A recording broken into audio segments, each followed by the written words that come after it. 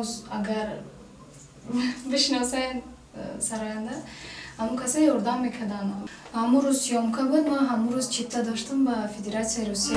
در چهار سوی زندگی دادگوی زندگی روان اگر نمیشوی سرسان مکن مرا.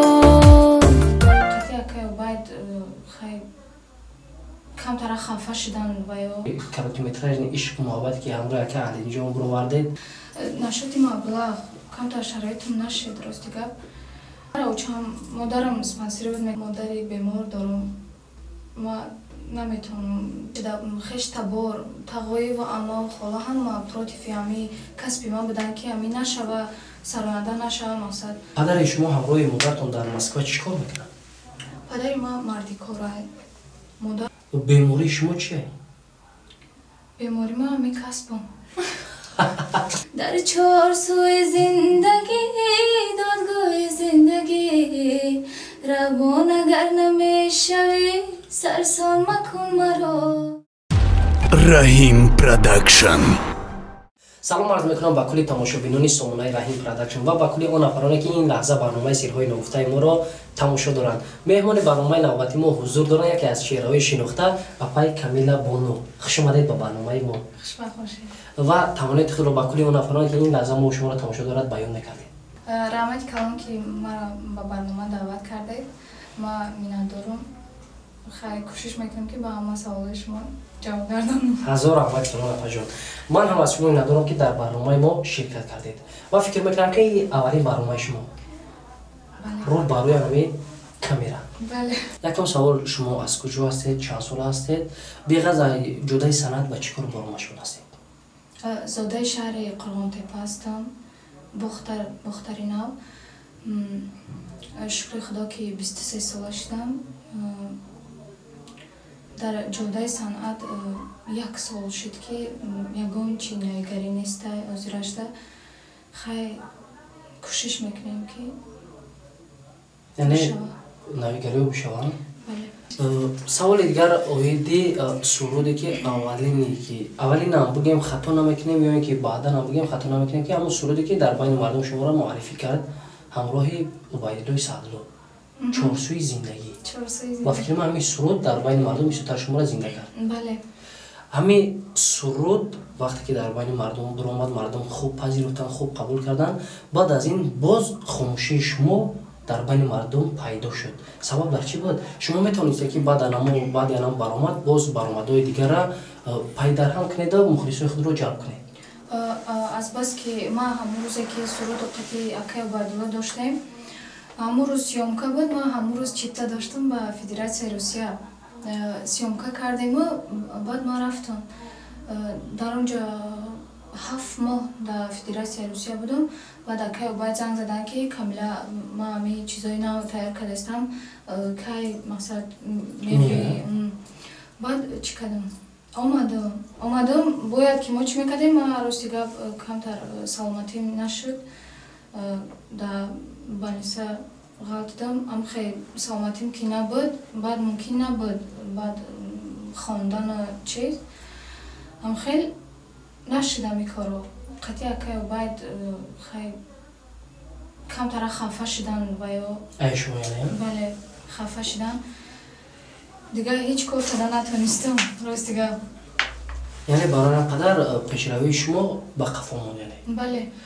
میگذاریم باز به دیگر قسمت سوال جواب که بعد از آن مثال اکای عبید شما خفه شید، لیک یک بار شما را گمون نویدین که پیدا شدین همراه اهل دین فخردین هندیای در تاجیکستان. یعنی سروده که اکای دین بهترین برادری ما، بهترین شخص بزرگی که این حال ما برنامه خود رو در قرغان تپه یعنی باختری حاضر ثبت کردیم، به نهایت دستگیری خوب کردگیان و کردسن و فکر با شما هم دستگیریش رسیدگی هست. بله.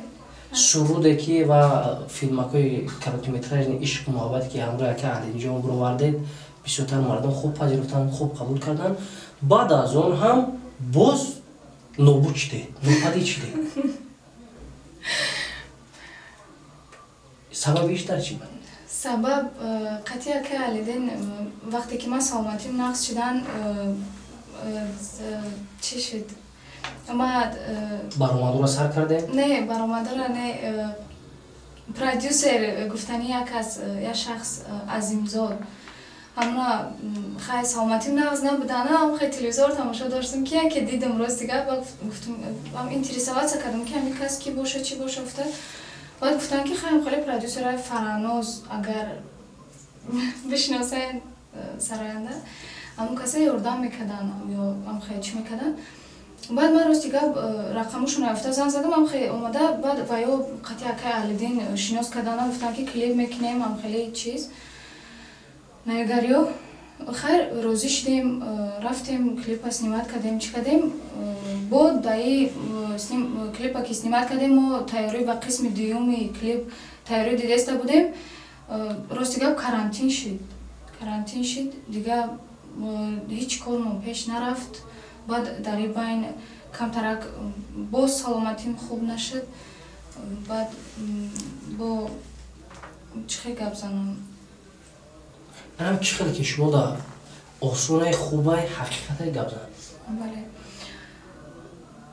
баъд рости гап бо камтар қати аз баски саломатим хуб набуд камтара қати азимзо гапамон гирехта чӣ накардем дигар ҳамкорӣ накардед не уҷо ҳамкорӣ буда ки хе камтара гапамон гирехта буд баъд ман нашоти маблағ камтар шароитам нашид рости гап акай аҳлиддин дам ваёям бигем сарояндан хай ваёдам дар кора ки чизи худшона пеш барана кори худшона ҳеҷ вақт зуршон намерасам ада спонсировать кунам яъне спонсировать мекардан акай аҳлиддин ҳамон чизе ки ҳамроҳи худшон мисол ташкил мекардем уҷода ҳамаи расход акай аҳлиддин худаш мекард шумо ягон маблағ ягон сум намедодед не ман сарф кардагӣ нест фақат мерафтен чизе ки аз ҷониби акай аҳлиддин пешниҳод мешуд иҷро мекардед ва интизор мешудед ки кай видеоклип шумо мебарояд бошад баъд аз он муносибати шумо хуб нашуд гапотон гирехт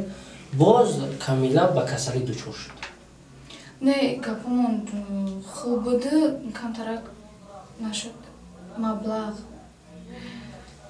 яъне боз қафо рафтани шумо аз ҷодаи санъат аз ҳисоби танқиси маблағ буд мара учам модарам спонсировать мекард ага ёрдам мекард аме ки карантин ки шуд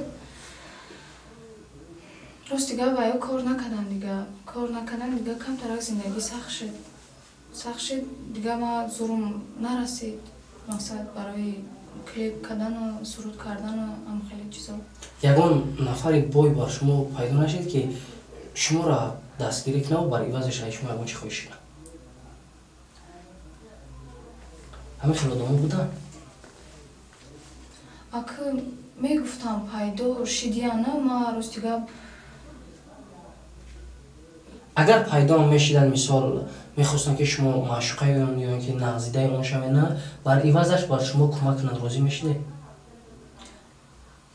чӣ хел мақсад вақте ки ман мехоҳам тра дастгирӣ кунам бар ивазаш мехоҳам айта ягон чӣ бигирам вақте ки ту хушрӯи ма пулдорам мехоҳам ки мисол тра дастгирӣ кунам не ки ту ароси ма бошӣ ҳар рӯз дар бари ма бошӣ ман қати ту кайф сафо кунам не ки ту санъата пеш бар ин чизе ки ҳақиқатае мардум медонад ҳар як кас барсаводай мефаҳмидаги ҳамин хел пешниҳодо буд барои шумо буду не ман рад кардам агар не буд буду ман рад кардам шумо метавонистед ки айна он фурсат истифода бурда ба тамоми ҷодаи санъат қуллаҳои баландаш бирасед ҳовне ки ман модари бемор дорам ман наметавонам баъд виҷдони хумам мешавад беҳтарин сухан беҳтарин гап ки мақсад шумо ҳар як кореро мекунед ҳар як фикрро ки мехоҳед ки амалӣ кунед аввал модари худро пешро меёред баъд дар он мақсади худтон ҷавоб метенад модари шумо дар куҷо зиндагӣ мекунад федератсияи русия чӣ вақте ки модар гуфтед ҳама вақт фикр мекунам ки аз модар да ака байни модару падар ягон чӣ нестане ки ситуми хонадон падарай шумо модар гуфтед барои чӣ падар не барое ки падар бо мақсад ки чӣ хеле ки модар фикри фарзандша мекунад модари ма дар бари май вақте ки хеш табор тағоиву аммо хола ҳама против ами касби ма буданд ки ами нашава сароянда нашава мақсад обрӯи мо мерезам хеле чизо кардан бисёр чӣ кардан модари ма дар бари ма буд یعنی نزدیکان شما خشتابار شما نمیخواستن که شما جدا عذرم نمیخواهم. در اولاد شما یکم شخص شما این در جدا بله هیچ کار نیست. مقصد نفرانی که نمیخوان شما به خانه آنها میره خشتابارو بله ما هیچ وقت خیلی راست نیست بیاز نمیکنم. مقصد هرچند که بگم شما کار اختیار نمیکنید لیک محبت شما مهر و وفا نسبت یکدیگر هست. ما میرم خونه‌شون خیلی میگن خیلی کدی و خیلی کدی خیلی میگن یانگو میگن خالام میگن ما راستی گپ سخت چی نمیکنم. پدر شما همراه مادرتون در مسکو چیکار میکنن؟ پدر ما مردی کاره مادرم مامی چی داریم دکانی میوگی داریم اونجا سودا میکنن. پدر همراه مادره؟ خیلی پدرم در دیگه شهره. برای چی؟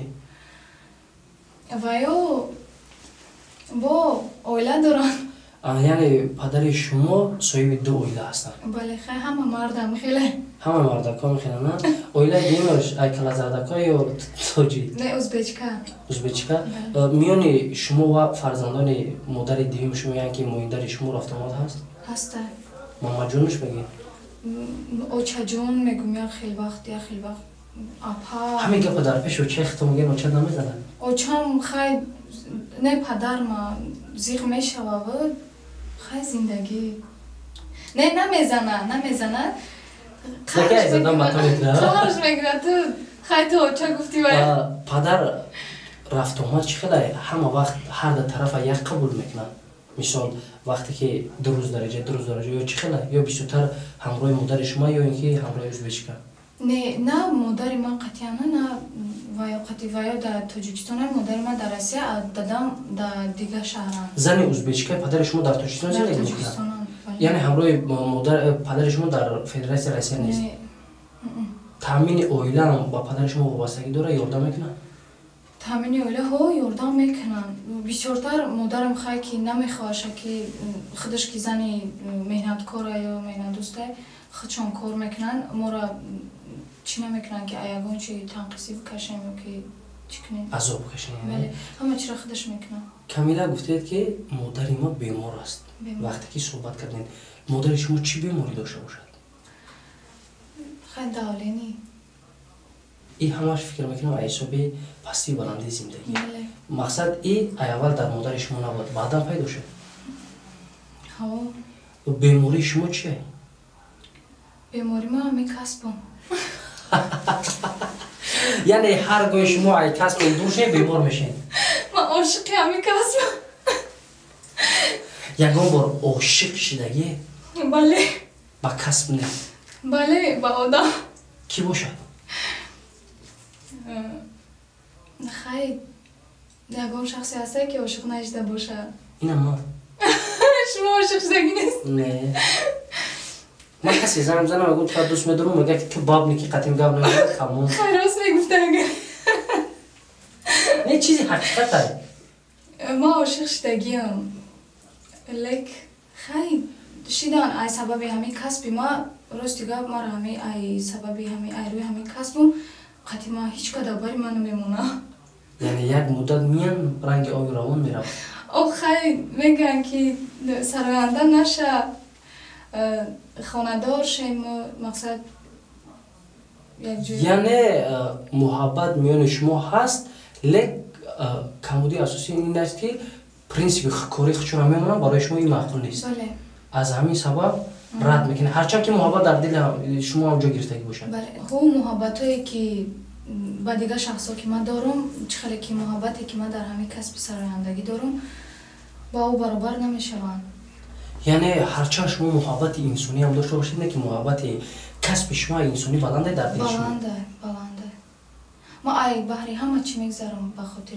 کسبم و نه که به غذای مادرم نزدیده کسب همه چیزی شما بعد مادره اول مادر مای دویم کسب مای بعد سیم نزدیده اگر هرچند که ما نه عشق عشقیم بلند باشه که چی ما همین کسب ما ای عشق عشقی دا بلند میمونم باشد بیا دوستان عزیز خرسند میکنیم نفرانی که ما را تماشا داره خرسند میکنیم 4 مصرع از سرودی که همراه اکای عبیدالله سعدلو خوندگیم 4 سوی زندگی رو زمزمه میکنیم خب رفتیم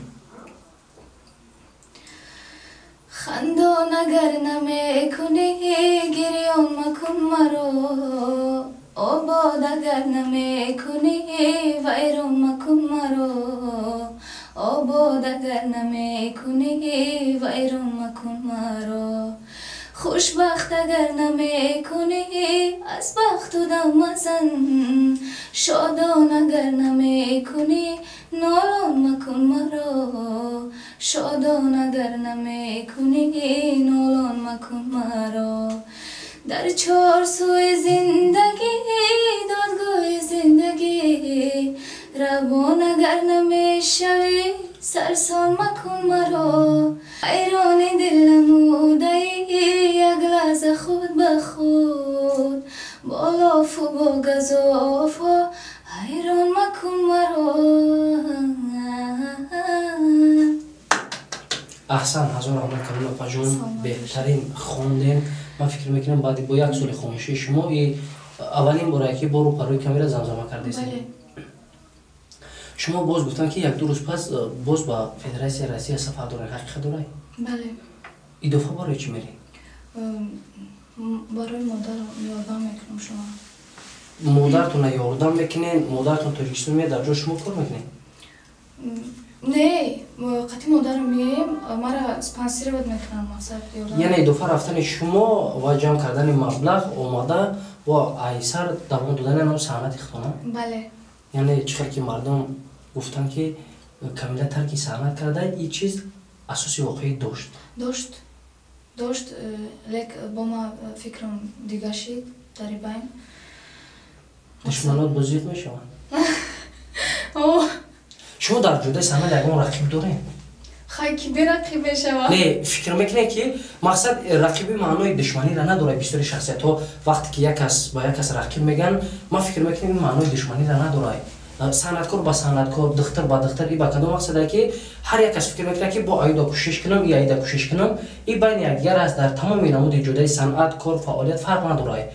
بیشتر شما رقیب خود در زندگی کی رو میدونید در جدای صنعت کی رو؟ رقیب دارم لیکن من دوستشون میدارم. برای چی بگه؟ برای که ویا مرا با چند قدر مقصد دستگیری کرده؟ نه دستگیریشون ولی ما ویا رو دیده با کمتر شاید که بخیلی کنم ما طرف خوبی ما بسیار کنم بهترین کردن بگیرم ده. کی باشد رقیب شما؟ رقیبی من خیلی چی بگم ما کوشش میکنم که ایوه دم خیلی بالا شما ما قطعی هم خیلی مبارزه مقصد چی میکنم یک مقصد یک مارو میخدر میمونه که بله. کی باشه همیشه است؟ همه کسی را بینم که مثلا همه را گفته نمیتونه برای همه صنعتکار نیست. این یکون جای خفگی نیست. لوبای صنعتکار را میگن این یکون جای خفگی نداره. این مقصد که یگان سراینده است که ایمده به بالا میخونه خوشرو میخونه. مقصد ما کوشش میکنم که او دا بیشتر خوشرو بخونم. یعنی نو واسه کسی باشه نباشه یک مهارت خوب ایشان داد با شما کوشش میکنین که یک چیزی کنین ایدا خوبتر باشه. ما کوشش میکنم که یگان چیزی رو با بدازم باشه. باوری کامل دارم که اگر که همه خیلی برین همه خیلی آواز خوب داشته باشین با همه بلندی های صنعت میرسین. فقط انا شخص بزرگ اگر درباره شما باشد دعاگوی شما باشد. مادر عزیز ما فکر میکنم که اگر مادر شما نباشه صنعت شما هیچ جای. بله تمام میشه و صنعت ما. یعنی انرژی اساسی که شما برای صنعت میگیرین ای مادر ای. بله. از اون رحمت کلام کامیلا جان می‌ندارم. خدا نگهدار دوستان عزیز دستگیر و نسبت اپای عزیز فراموش نمیکنیم تا برنامه آینده.